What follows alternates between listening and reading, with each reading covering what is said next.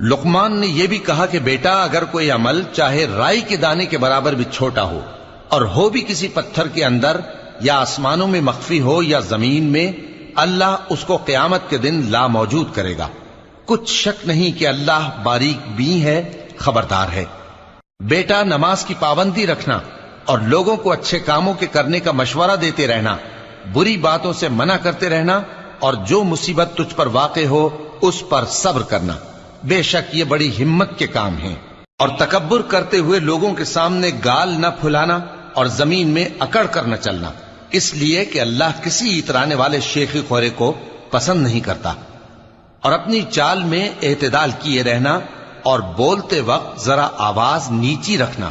کیونکہ بہت اونچی آواز گدھوں کی سی ہے، اور کچھ شک نہیں کہ سب سے بری آواز گدھوں کی ہوتی ہے۔ کیا تم نے نہیں دیکھا کہ جو کچھ آسمانوں میں اور جو کچھ زمین